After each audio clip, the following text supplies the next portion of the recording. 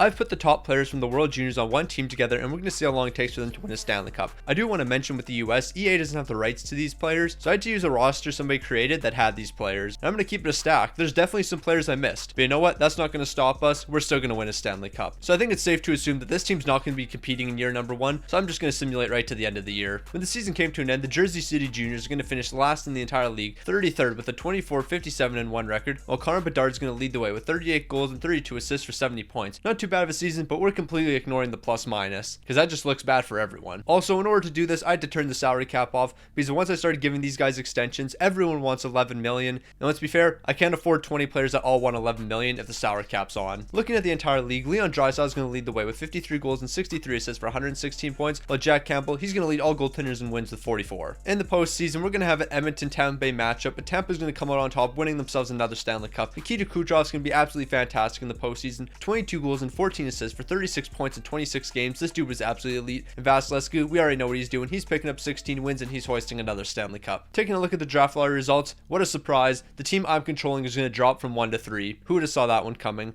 But it doesn't matter what we do in the draft because all the players that I'm drafting aren't going to be eligible to play for this team. Heading into year number 2, the team's starting to look pretty solid. BEDARD at 86 overall, followed by Shane Wright, who's an 85. The forward core is looking pretty solid. The defensive core, that continues to improve as well, but I am concerned about our third defensive pairing. Unless these guys make some major jumps, I think that could be a weakness for us. Well, the goaltending situation, we'll just see what that becomes. Similar to year number 1, I'm just going to simulate right to the end of the year because this team's definitely not going to be competing. But next season, I think this team can put up a bit of a fight. But hold on, guys, we got a massive move here. Ottawa's going to be placing Rasmus Ristolainen on waivers. We're in year number 2 of this man's contract, and he's already been placed on waivers. But you know what's worse than Rasmus Ristolainen's contract? The fact that the Buffalo Sabres still have more subscribers than me. I wanted to pass them by Christmas, but clearly we didn't do that. So let's pass them before the new year. 76% of the people watching these videos still aren't subscribed, and I don't even know what to say anymore. Just hit the button. It's free. You'll be notified of when I upload. Why wouldn't you want to click it? When the season came to an end, we're actually not going to be finishing dead last. We're finishing above Philly. Yeah, things just keep getting worse for this franchise. 32, 43, and 7, and we're finishing 32nd in the entire league. BEDARD, another great season from him. He's picking up 43 goals and 35 assists for 78 points to lead the team. While Augustine, he's picking up 23 wins with an 895 save percentage and 368 goals against. Considering this dude's under a 70 overall, I'll take those numbers. Looking at the entire league, Patty Kane's going to be leading the way. 58 goals and 61 assists for 119 points. Not a bad season from him. With Darcy Kemper, he's going to lead all goaltenders and wins, picking up 43. Heading into the postseason, we're going to have a good matchup in the Stanley Cup final. The Calgary Flames taking on the Florida Panthers, but Florida's coming out on top in 7 games. But when we're looking at the top postseason scores, it's actually going to be Nathan MacKinnon at the top. 13 goals, 16 assists, 29 points. And I just realized Alexander Ovechkin potted 19 goals in 15 postseason games. This dude was locked in. Oh yeah, and Spencer Knight, 16 wins. Congrats for you too, my guy. But Alexander Ovechkin, that dude's never slowing down, I guess. So I should have known the video when I'm not doing a rebuild. We're going to jump from 2 to 1. But then again, last season we dropped from 1 to 3, so I guess it evens out. Heading into year number 4, the forward core is actually looking pretty solid. Our top 2 lines are looking elite, while the bottom 2, they're slowly starting to develop, so I think we'll be able to do a bit of damage. The defensive core, it's looking pretty solid. We can definitely build around this. And our goaltending, Trey Augustine up to a 78 overall. Yeah, you're definitely going to be the future goaltender for this team. Looking at where this team's at, I think we can start competing now, so I'm going to simulate halfway through the year and we'll see what we're looking like. At the halfway point, the Jersey City Juniors are just sitting outside of a playoff spot with a 20-19-3 record. While BEDARD, he's having a great season. 55 points at the halfway point, 29 goals and 26 assists. Keep up the great work, my guy. Well, Trey Augustine, I got some questions about you, my guy. 17 wins, an 892 save percentage, and a 352 goals against. I want to see some better numbers from you, especially if we're going to compete for a Stanley Cup. When the season came to an end, we're finishing just outside of a playoff spot with a 42-35-5 record, and we're 19th in the entire league. At the end of the season, of course, it should be no surprise that BEDARD is going to be leading the way with 57 goals and 52 assists for 109 points. Ignore Carlson and Gunther's plus minus. We're working on it, trust me. And looking at the entire league, this guy named Alexander Ovechkin, who's 39 years old, is picking up 76 goals. 39-year-old Alexander Ovechkin, 76 goals. That doesn't make any sense. I understand he's an elite goal scorer, but 76 goals at 39 years old. Yeah, that seems a bit far-fetched. And looking at goaltenders, Igor Shesterkin's going to be at the top of the league. He's picking up 40 wins. Taking a look at the playoff picture, the Florida Panthers are going to go on to repeat, defeating the Vancouver Canucks in 6 games to win the Stanley Cup. And Barkov, he's going to lead the way this time around, 10 goals and 21 assists for 31 points. So I feel like this is the perfect time to mention there's duplicate prospects. So BEDARD here, this is the one that was drafted in the draft where we dropped from 1 to 3. There was no easy way for me to remove him from the draft and also keep him on my team. So now we have 2 BEDARDs in the league. The only difference between the 2 is one has different X factors, so I don't think it's making that much of a difference. And once again, Spencer Knight, he's going to hoist the Stanley Stanley Cup, 16 wins in 22 games, a 915 save percentage, and 267 goals against. Congrats, my guy. But if I were you, I wouldn't be satisfied with a repeat. You got a three-peat next season. I think it's safe to say that this team's looking absolutely elite now. BEDARD a 96 overall, Shane Wright a 91, COOLEY a 90. They're definitely going to be able to compete this season. Looking at our defense, I'm definitely not concerned whatsoever. Nebig and Hughes, they've been leading the way on the first defensive pairing, and Jiricek and Clark for the second. That's looking great as well. And with our third defensive pairing living up to the hype with that +2 overall boost, I'm not concerned about them whatsoever. But the one thing I am slightly concerned about, our goaltending situation. Trey Augustine sitting at a 78 overall. I need you to get up to like an 84 or 85 for us to truly compete. Or maybe you can just lock in, who knows. But maybe Trey Augustine is just completely locking in, because at the halfway point, 26, 11, and 5, and we're sitting at the top of the league. BEDARD, 26 goals, 27 assists, 53 points in 42 games. I mean, keep up the great work, my guy. And Shane Wright, he's not too far behind. He's got 52 points. But Melik, 8 wins, 1 loss, 1 OT loss, a 944 save percentage, and a 170 goals against. He's a 68 overall. I don't really know what to say about that. Like, I'm beyond confused. Like, you're a 68 overall, my guy. How are you doing better than our borderline 80 overall player? That just doesn't make any sense to me. You have AHL potential, but you're dominating the NHL. When the season came to an end, we're going to finish out strong with a 50, 23, and 9 record. We're finishing second in the entire league. While BEDARD, he's going to have another incredible season. He's picking up 61 goals while picking up 108 points in the process. And looking at our goaltenders, Trey Augustine, 37 wins, a 902 save percentage, a 299 goals against. Incredible work, my guy. And Melik, a 932 save percentage and a 214 goals against. Maybe you should be the number one. Taking a look at the entire league, Kyle Connor's going to lead the way with 51 goals and 62 assists for 113 points, while Igor Shesterkin, he's leading goaltenders in wins once again with 46, while posting a 909 save percentage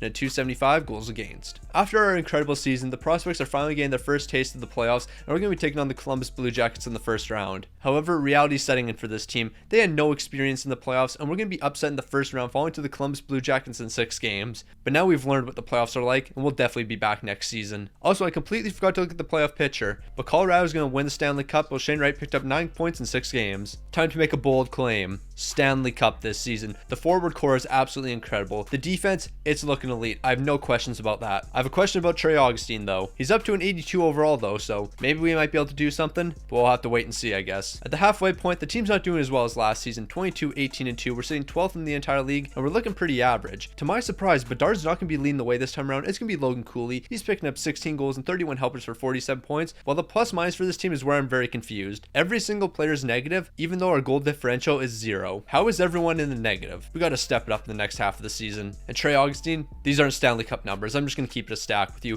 894 and 347, not good enough. When the season came to an end, luckily the New Jersey Juniors are going to step it up. They're going to finish with a 48, 31, and 3 record, 9th in the entire league, while Columbus, they're finishing 1st in the entire league, a 50, 25, and 7 record. So if you actually look at it, the difference between 1st and 9th in the entire league, it's only 8 points. So really anyone has a chance at a Stanley Cup this season. So at the end of the season, it's not COOLEY or Bedard leading the way. It's actually going to be Shane Wright. He's picking up 28 goals and 71 helpers for 99 points, while Augustine, the numbers, incredibly concerning. The 39 wins is great, but that 899 save percentage and 325 goals against, I don't know how I feel about that. And it's not even like we can rely on Melik, because his numbers are even worse than yours. I think goaltending is going to be the downfall of this team. Mark Scheifele's having a great season, as his 113 points is going to lead the entire league, while Jesper Wallstedt, he's going to lead the entire league in wins with 41. So Jersey City's making it back to the playoffs, and we got Tampa Bay in the first round. But I'm incredibly concerned about this Tampa Bay team. Keep in mind, the salary cap's off, so they still have their entire team together, and they've probably got even better. So things were looking absolutely great for this team. We were up 3-0 in the series, and game 3, we even won 10-1. And then we dropped 3 straight games and head to game 7. But in game 7, luckily we're coming out on top 4-1, and we're headed to the next round. And in the second round, we're going to be taking on the Ottawa Senators. Ottawa's not even going to put up a slight fight against us. They might be taking game 1, but we're winning 4 straight, and we're headed to the next round. And in the conference finals, we got the Columbus Blue Jackets.